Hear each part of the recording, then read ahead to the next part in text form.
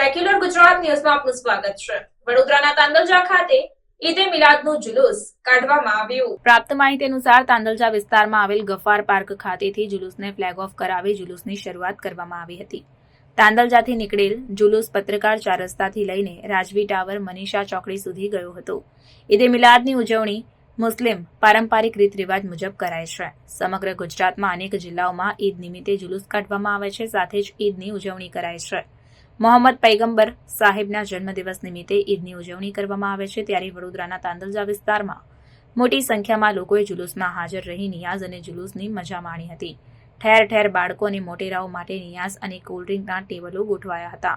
સમગ્ર તાંદલજા વિસ્તારના રૂટ પર આકર્ષક સ્ટેજ બાંધવામાં આવ્યા હતા અને બેઠા ડીજે લગાડવામાં આવ્યા હતા। સાથે જ બપોરે 1 વાગ્યા સુધી જુલુસ પરત ફર્યું હતું, જે બાદ મસ્જિદમાં નિયાઝ અને બાલ મુબારકની ઝિયારત કરાવવામાં આવી હતી।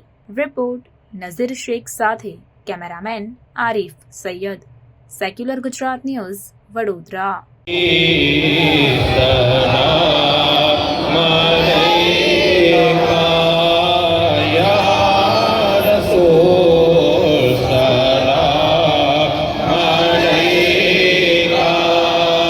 આજે ઈદે મિલાદના ઉપલક્ષમાં અમે લોકો અહીંયા હાજર છીએ તાંદલજા ખાતે, અને તાંદલજા ખાતે ખૂબ મોટો જુલુસ અત્યારે રવાના કરવામાં આવેલું છે।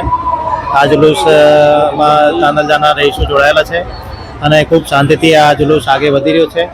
અહીંયા તાંદલજાના જે મુફ્તી સાહેબ છે, સુન્ની સેન્ટ્રલ કમિટીના જે સદસ્યો છે, એનો ખૂબ સારું સહકાર મળી રહ્યો છે અને શાંતિથી આ જુલુસ પૂરો થાય એવી અમને ખાતરી છે અને એનો વિશ્વાસ પણ છે। ધન્યવાદ।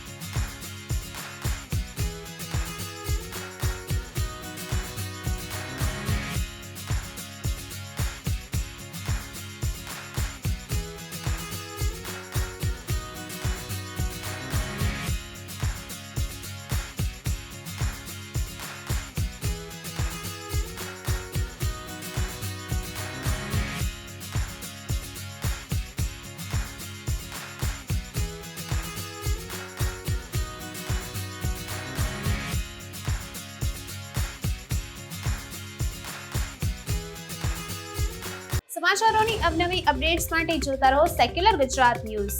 સાથે સેક્યુલર ગુજરાત ન્યૂઝ ચેનલને લાઇક, શેર અને સબસ્ક્રાઇબ કરો અને બેલ આઇકોન દબાવીને સમાચારોની ઝડપી માહિતી મેળવો।